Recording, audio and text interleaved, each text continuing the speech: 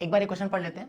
लिखा हुआ small particle of mass m moves in such a way that its potential energy is this where omega is constant. ठीक है, u का value दे दिया गया है, u का वैल्यू है 1/2 m ओमेगा स्क्वायर इनटू में r स्क्वायर। क्लियर।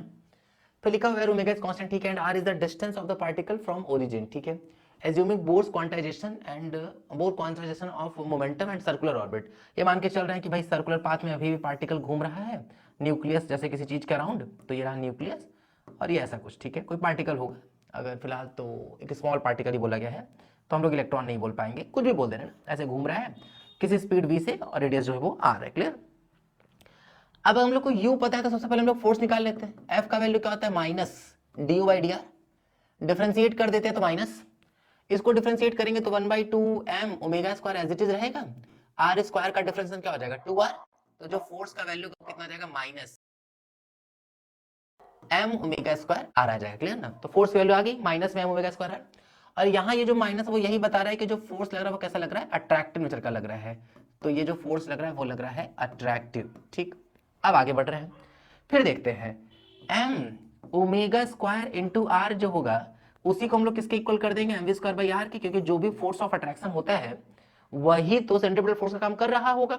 जैसे याद करो, अगर एक्चुअल बोर मॉडल की हम लोग बात करें तो वहां पे इलेक्ट्रोस्टैटिक फोर्स ऑफ अट्रैक्शन को हम लोग mv स्क्वायर बाई r के इक्वल किए थे। तो यहाँ पे जो भी फोर्स आ रहा है वही mv स्क्वायर बाई r के इक्वल होगा। m से m कट कर देंगे, क्रॉस मल्टीप्लाई करेंगे तो v square is equal to क्या आ जाएगा r स्क्वायर ओमेगा स्क्वायर।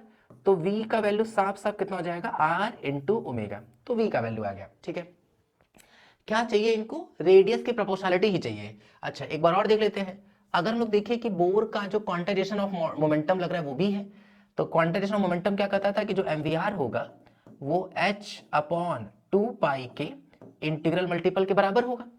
तो हम लोगों को पता है कि v की जगह पे r ओमेगा रख सकते हैं, तो रख दे रहे हैं भाई। तो v की जगह पे r ओमेगा रखेंगे तो m r ओमेगा, एक r पहले से ही है, इज इक्वल टू क्या हो जाएगा nh/2। पूछा जा रहा है कि जो रेडियस है वो nth ऑर्बिट के कैसे प्रोपोर्शनल है, तो सब कुछ हटा देते हैं, यहाँ देखते हैं क्या हो जाएगा r स्क्वायर प्रोपोर्शनल है n के, तो जो r है वो प्रोपोर्शनल रहेगा किसके, रूट n के। तो r proportional to root n, तो इस तरह से आता हुआ कौन सा ऑप्शन दिख रहा है, इसका ऑप्शन नंबर फर्स्ट ठीक हो जाएगा। क्लियर ना। Thank you.